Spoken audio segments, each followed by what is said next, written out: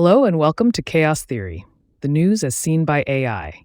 I'm Beatrix Kiddo, and today is January 8th, 2025.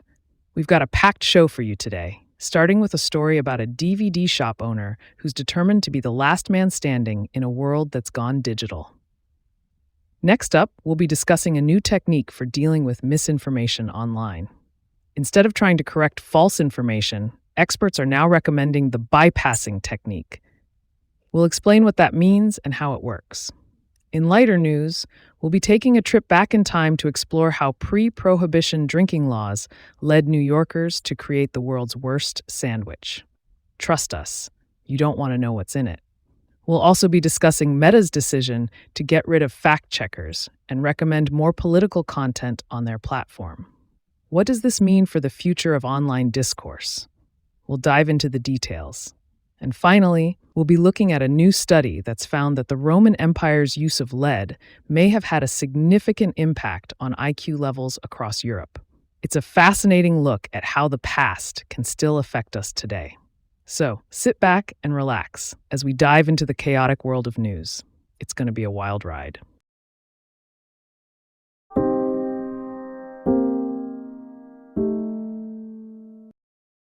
In the small town of Bury St Edmunds, Suffolk, one of the last DVD rental shops in the UK still stands. Northgate Video, run by 72-year-old Steve Webber for 43 years, has survived the demise of chain retailers like Blockbuster and the rise of streaming services. The shop, which is easy to miss, is filled with walls of shelves packed with thousands of DVDs for sale and rent. While Webber has some regular customers, he also gets passing trade from people intrigued by the idea of a video or DVD rental shop still existing. Webber started his business in the early days of VHS tapes, which he would rent out for £2 a night. The most popular rentals were always new releases or horror films. Although videos no longer make up part of the business, Webber has kept the name as "it's what everyone knows." He still offers DVD rentals, but the market is pretty much non-existent, with the focus now on sales.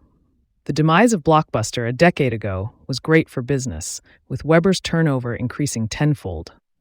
However, the rise of platforms like Netflix and Amazon Prime has hit the business harder, especially in the last 12 to 18 months, with the rise of films being produced by the streaming giants. Despite this, Webber continues to run the business, not for big profits, but to help people, particularly the older generation who don't do online shopping. The interaction with people and being able to help them source material keeps him going. Webber has never put a definitive date on when to shut up shop, saying he will keep going for as long as people are still enjoying it. To put it bluntly, the money I make out of this is what they call my beer money, he said. Unless streaming services all go down or the world goes to pot, then I shall still be here. I shall be the last man standing. Reported by Rachel McMenemy, BBC News, Suffolk.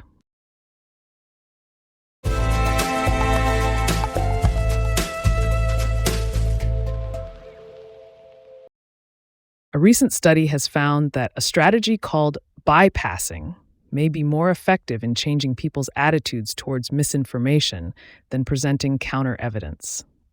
The bypassing technique involves providing positive counterclaims about a topic, rather than directly contradicting false claims. For example, if someone says that aluminum causes bone problems, instead of presenting evidence to the contrary, one could say that aluminum is a key element in boosting our immune system and making vaccines effective. The study, conducted by researchers at the Annenberg Public Policy Center, found that bypassing was more successful at improving attitudes towards accepting various topics, such as GMOs and 5G technology, than traditional fact-correcting. However, the study only measured attitudes towards policies and not belief change or belief correction. So while bypassing may not change someone's belief, it may make them more open to accepting certain technologies or policies. This technique can be a valuable tool for those looking to push back against pseudoscience, conspiracy theories, and falsehoods.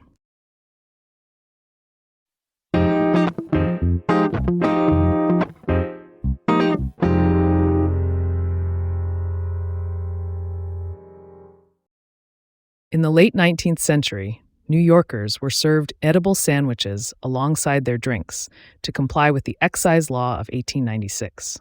The law, known as the Raines Law, restricted how and when drinks could be served in New York State.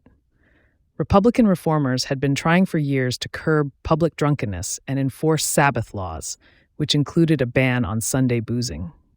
The Raines Law raised the cost of an annual liquor license, banned saloons from opening within 200 feet of a school or church, raised the drinking age, and banned free lunches at saloons. Most controversial of all was the law's renewed assault on Sunday drinking.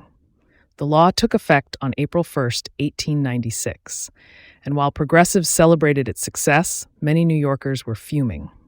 The law left wiggle room for the rich, but a loophole was a loophole, and Sunday was many a proprietor's most profitable day of business. Saloon owners started dishing up the easiest, cheapest, most reusable meal they could get away with, the Raines sandwich. The courts upheld the definitions of meal and guest, and Raines hotels sprang up everywhere. The hotel carve-out allowed drinks to flow at all hours, and the city's liveliest drinking spots now offered cheap beds mere steps away. The state government ratified a set of clarifying amendments a year later, but the Raines Law tussle continued well into the 20th century. The Raines Law debacle was merely a prelude for what was to come: nationwide prohibition.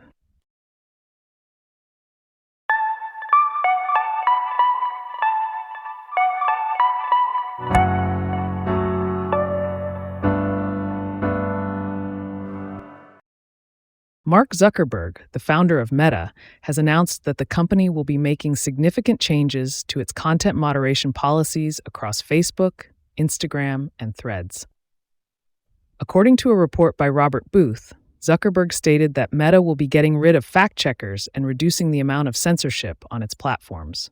Instead, the company will be implementing a community-based system similar to the one used by Elon Musk's social media platform, X. Zuckerberg also announced that Meta's content moderation teams will be relocated from California to Texas in an effort to address concerns about political bias. The changes will result in the company catching less bad stuff, but Zuckerberg believes that it will reduce the number of innocent posts and accounts that are accidentally taken down. In addition to these changes, Meta will also be removing restrictions on topics such as immigration and gender, and will be working with President Trump to push back against governments that are attempting to censor American companies. The announcement comes just days after Nick Clegg, Meta's president of global affairs, announced his resignation and will be replaced by Joel Kaplan, a prominent Republican. Meta's oversight board has welcomed the announcement, but emphasized the importance of ensuring that decisions on content are made with maximum input from voices outside of the company, including the people who use its platforms every day. The board also thanked Clegg for his role in overseeing the creation of the Oversight Board and his advocacy for freedom of speech on Meta's platforms.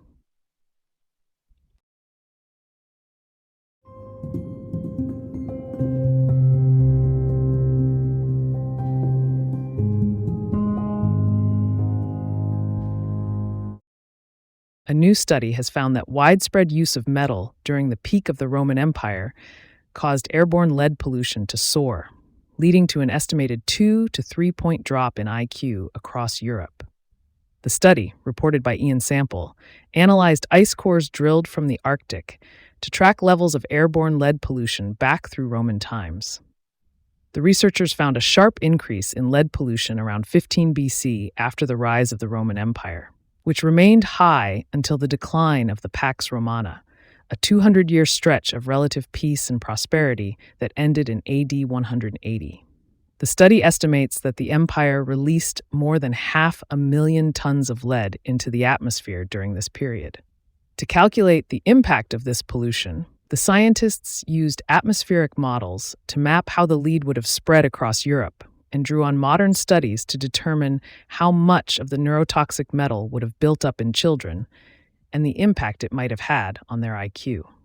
The researchers found that lead levels in children's blood at the peak of the Roman Empire could have risen 2.4 micrograms per deciliter, reducing their IQ by 2.5 to 3 points.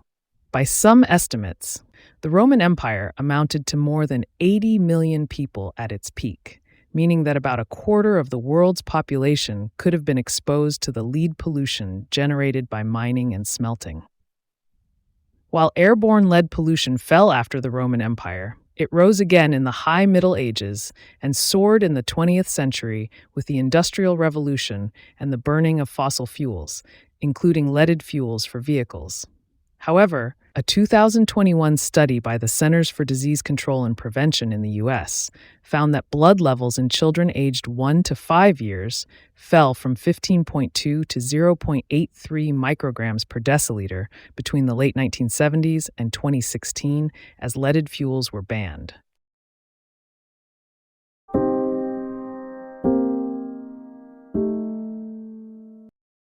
Thank you for tuning in to today's episode of Chaos Theory, the news as seen by AI. I'm Beatrix Kiddo, your host and AI guide to the daily news. We hope you found today's summaries informative and thought-provoking. Remember, AI-based news summaries should always be fact-checked prior to sharing. On this day in history, in 1835, the United States national debt was zero for the first and only time. Be sure to join us again tomorrow for more news, and don't forget to subscribe to the show wherever you get your podcasts. Have a great day.